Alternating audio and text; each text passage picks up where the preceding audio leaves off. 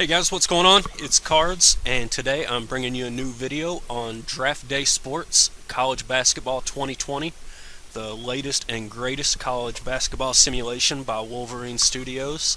If you are into sports simulation games, I'd highly suggest you check out Wolverine Studios.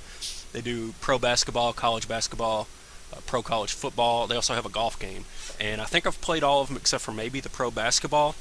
All of them are great.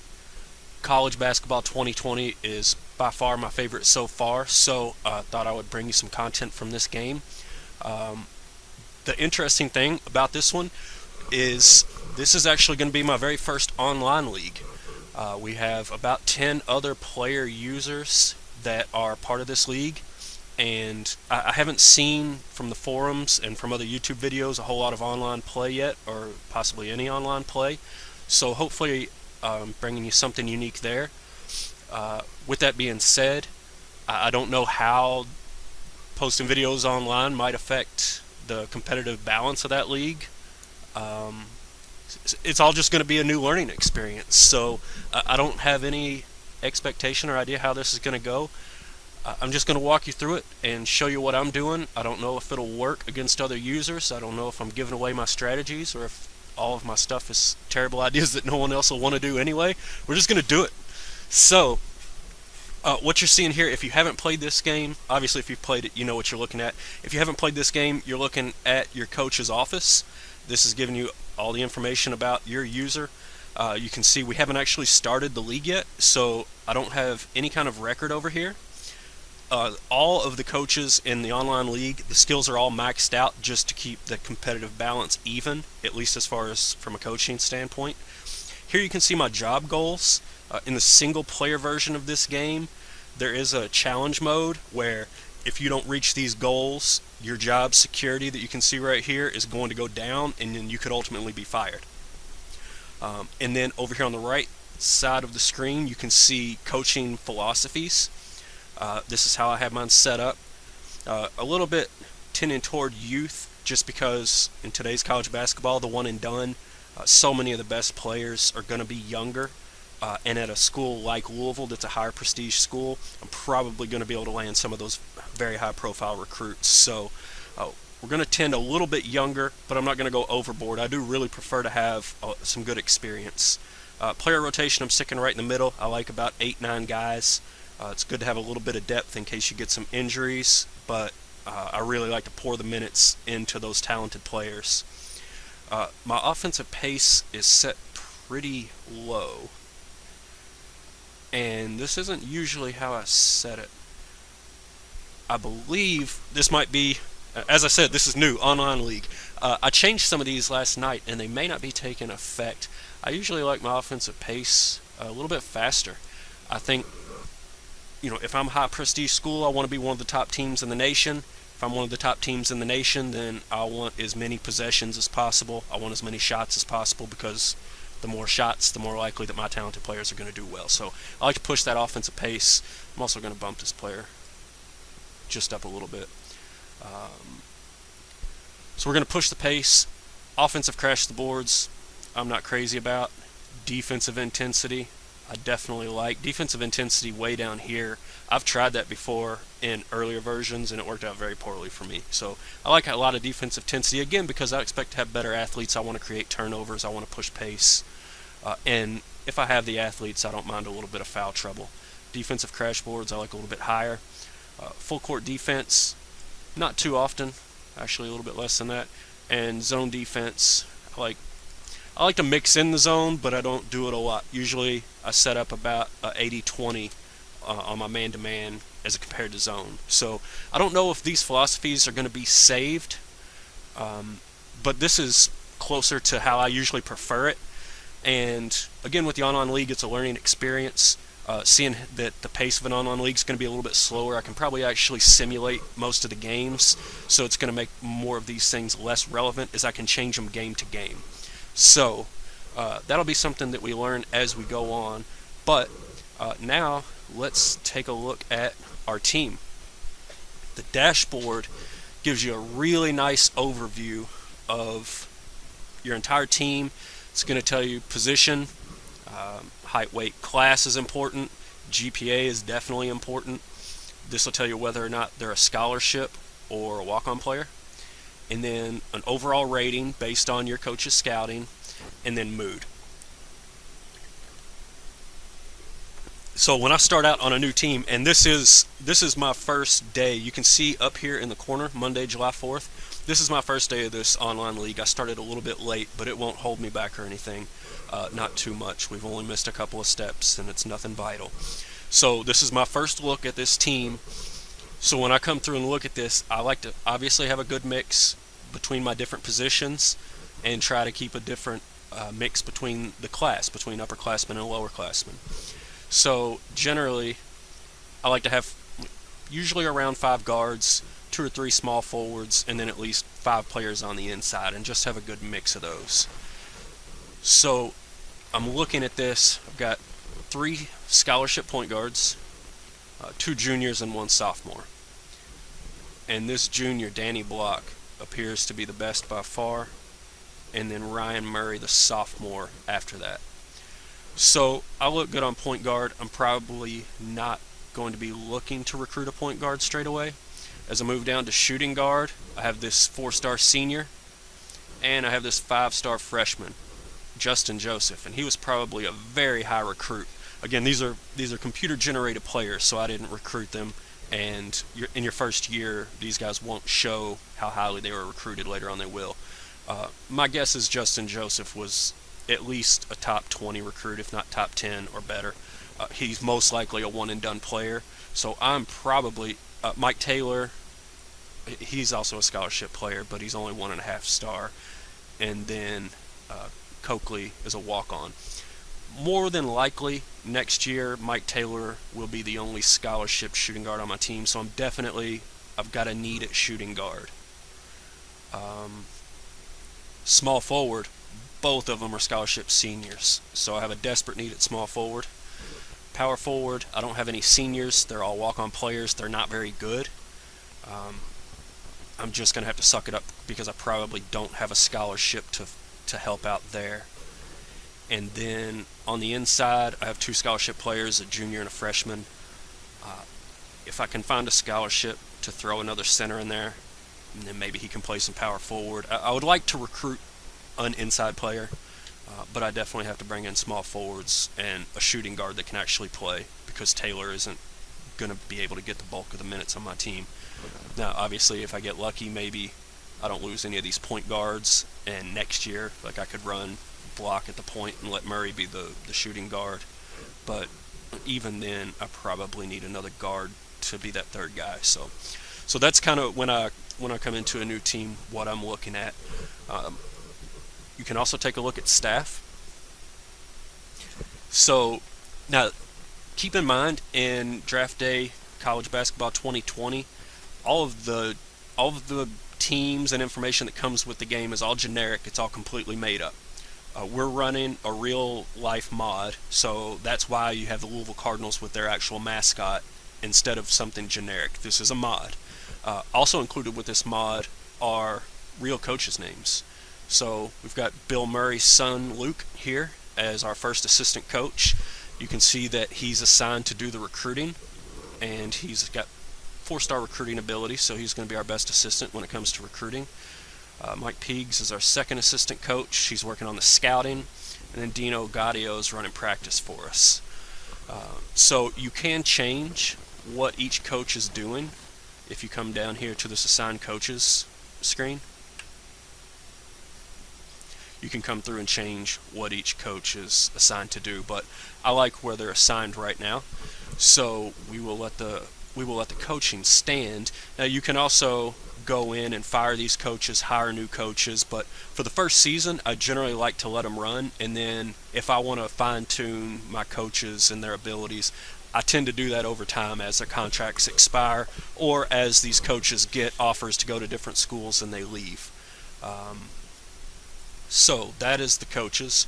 The roster screen. This is going to give me some idea of my players' individual abilities, and again, this is based on my scouts. So, I'm at a higher school. My scouting rating is great. My assistant is okay. These grades aren't definite though. You're going to be able to see how good or bad your players are at different things as you play. So this is probably going to give you a good idea how my players are, but um, I especially like to look at defense. It looks like Bartow's a great defender as a guard. So if I get into a game and I need some defense on a guard, that's definitely where I'm going to be looking. But other than that, sometimes if I have a couple of players that are close, star-wise, skill-wise, I'll probably be coming in here and looking and seeing if I can fine-tune and see who I want to play and who I want to bench. But that's about all this screen's going to give me, other than we have release player and redshirt player. And I sincerely considered releasing one of these power forwards. But in the online mode, you actually have to email the commissioner to have them release a player. And so I considered doing that, but all these power forwards have a little bit of potential, so I'll just let it roll and see if they develop. And if they don't, I'll make do.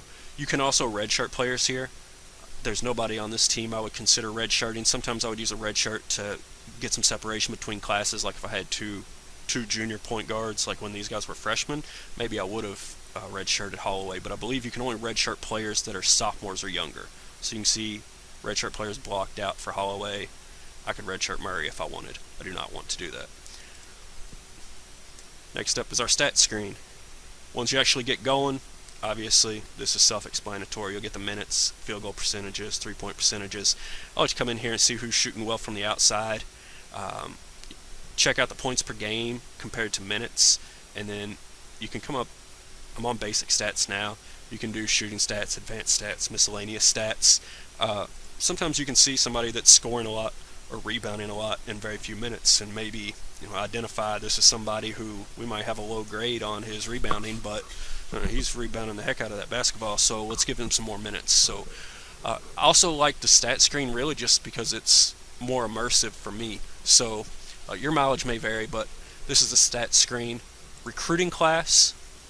This is going to show you the recruits that you have committed, as well as anybody you have offers out to, and then down here is any known interest.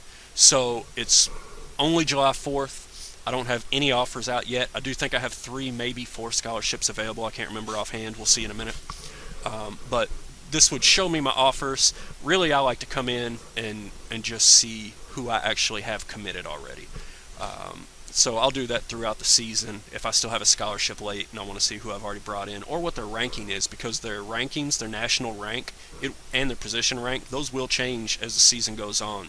Different scouts give different grades. They perform in camps. Those will change. So I like to keep an eye on the guys that I have committed, how their ranking has changed. And again, for me, that's just immersion, and I find it interesting. I want to bring in top 100 players, top 50 players, top 10 players. Next up is our depth. This is showing us throughout the game who we're playing and at what time and at what position. So you can see over here on the right hand side, minutes played total. I've got Block running the point. Obviously the freshman Joseph is running most of my minutes at shooting guard. One of my senior small forwards here getting 28 minutes. That's probably the position where I'm sharing the most, because those guys, they're both really good and they're both seniors, so I can go either way on them. And then Lyons is my only center. Brown is my best of the not so great power forwards. So this is how I have it sorted out right now. That will probably, and this is actually more important for a simulation. If you're just simming all the games. As I said, in this online league with the slower pace, I might actually be playing the games, so I can go in and manually change this throughout the course of a game. But if I were to sim a game, this is roughly how the coaches would divvy up the minutes. They will change, if you get a player in foul trouble, you'll see that change. So just because I set it up this way doesn't mean that every single game Block's going to get 32 minutes. This is just to give your simulated coaches an idea of what you'd like to see. Next, we get down into the strategy. Here you can see what offenses and defenses we're running and how often we're running them. And now this is another thing that I had changed, and it has appeared to revert back. And again, This is probably just a learning experience going through the new online league. How I had this set up was the Louisville players and coaches before I got here were already running 5-out, high post, and flex. You can see that not only from that strategy screen, but also if I come over to the dashboard and let's take a look at one of our seniors. Let's look at Isley. If you look down here at his offensive proficiency, you can see how well he knows the motion, the flex, the high post, shuffle, Princeton, triangle, and 5-out. Louisville was definitely running the 5-out, high post, and flex before I got here. He knows a little bit of the motion. That's probably because he knew that coming in from high school.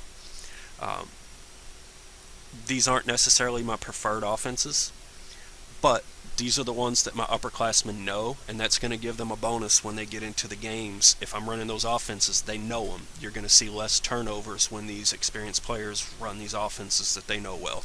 So we want to run them some. Personally, I prefer to run motion, and I also prefer to run triangle. So what I would like to do, and what I'm going to try to do, again, learning the online league, I want to run the 5-out about a third of the time, high post a third of the time, flex a third of the time, and then I'm going to want them to run some motion, just because we're learning it, and that's what we want to end up moving to. For the older players, they're going to know how to run these offenses. That younger player, it's not going to matter as much. He just got here, so running a little bit of motion will be fine. Also, knowing that I've got a pretty good mix of upperclassmen, but I do have that star freshman playing significant minutes. I don't want to be running these offensive sets that much.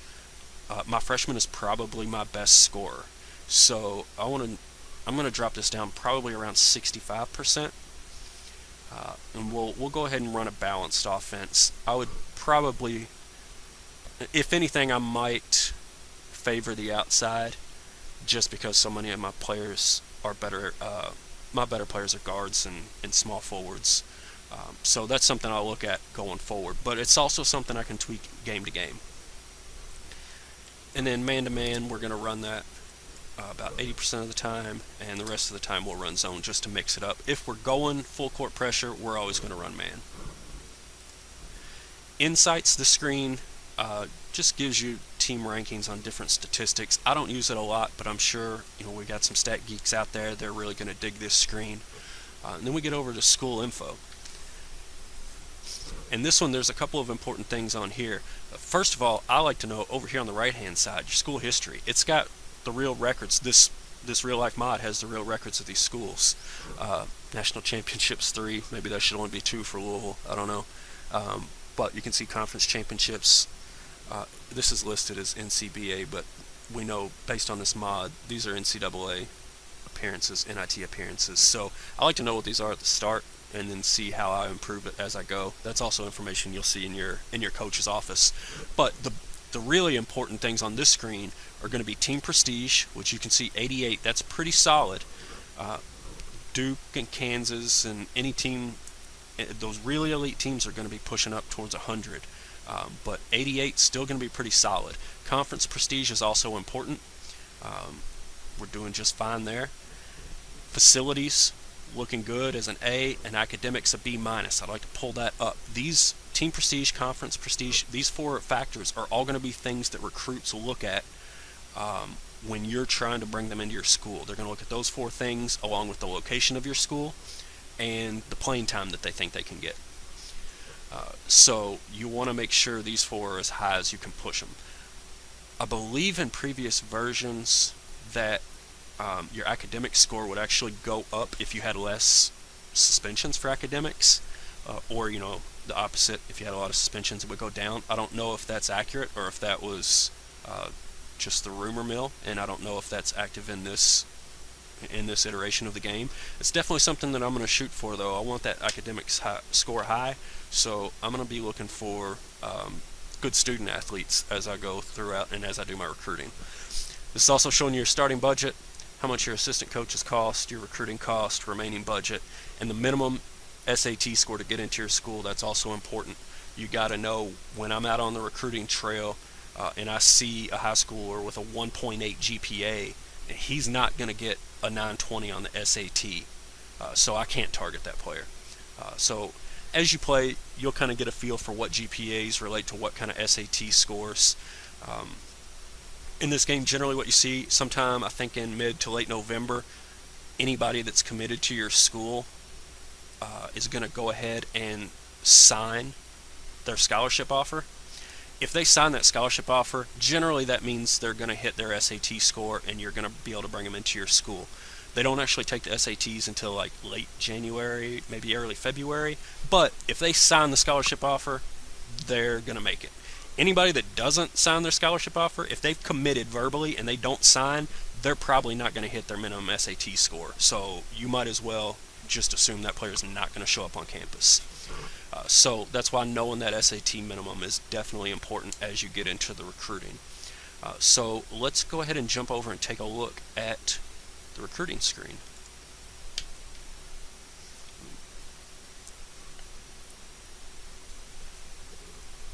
Now, to me, in college basketball, recruiting's where you win and lose.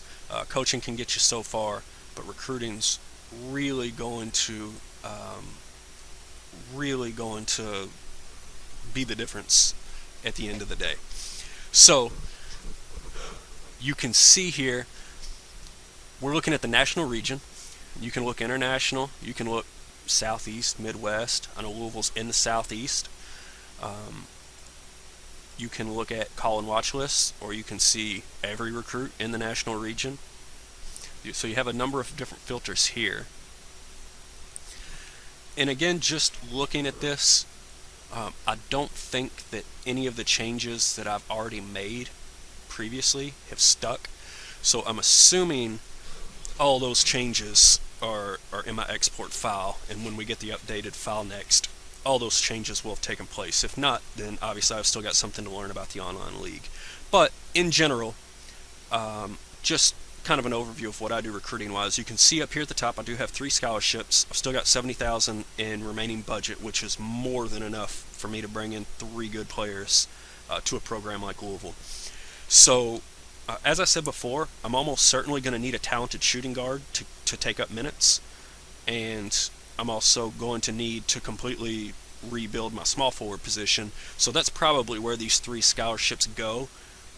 But I will take a look at centers also, just because I could use another talented player on the inside. So if I got like 1 shooting guard, 1 small forward, and 1 center, or even a really talented power forward, I could make the minutes work.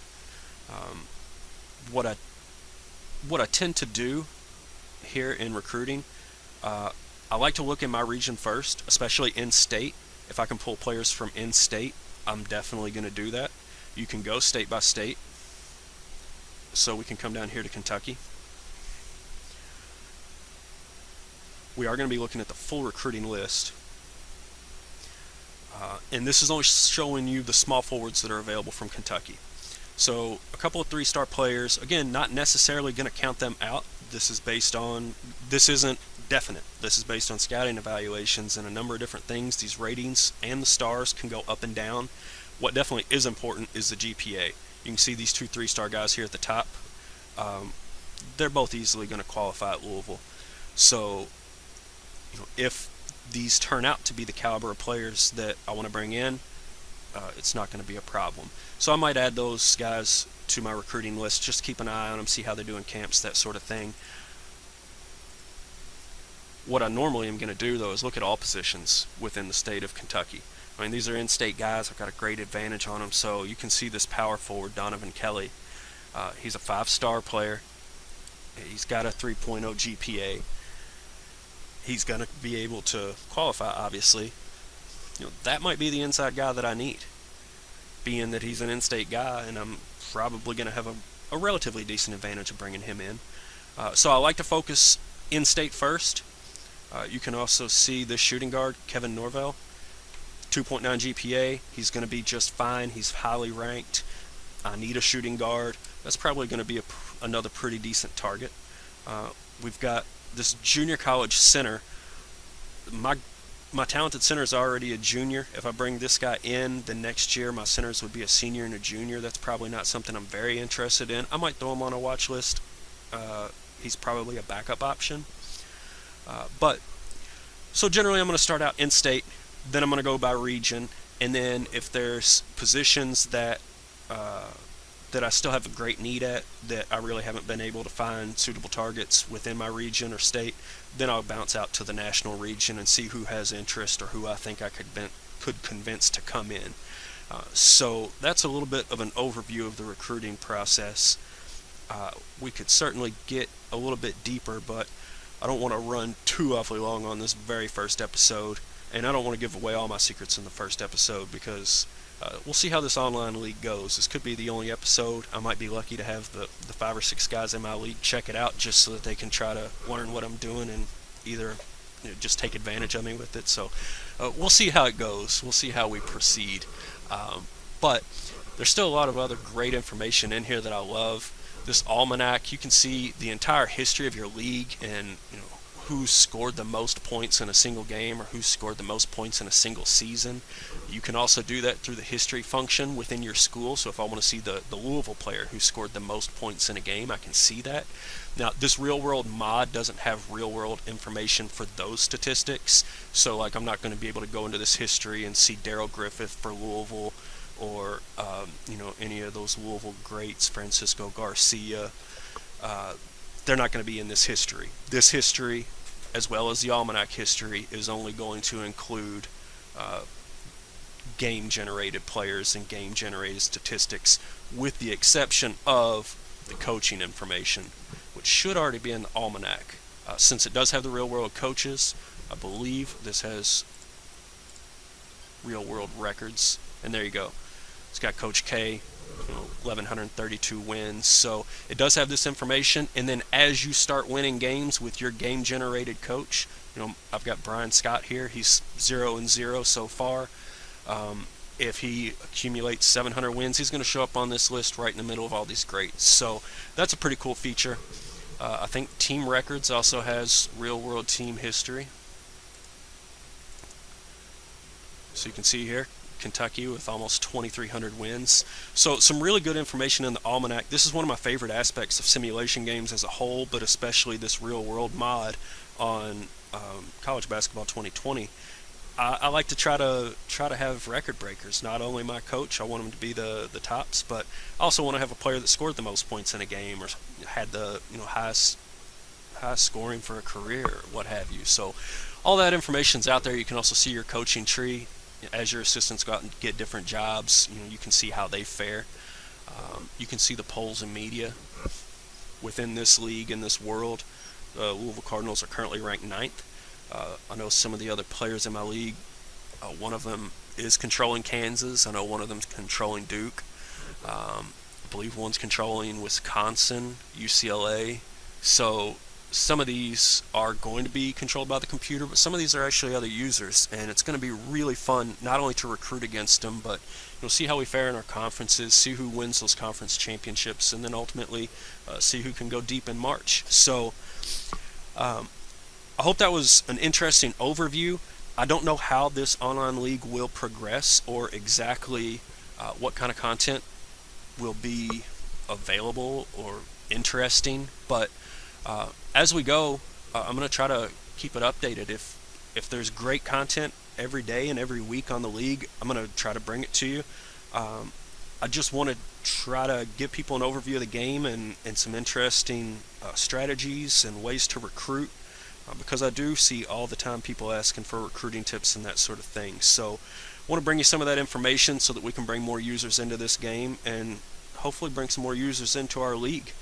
The more the merrier as far as I'm concerned. This is an interesting competition and a really fun way to pass some time and get some college basketball here during our off season. So I hope you enjoyed.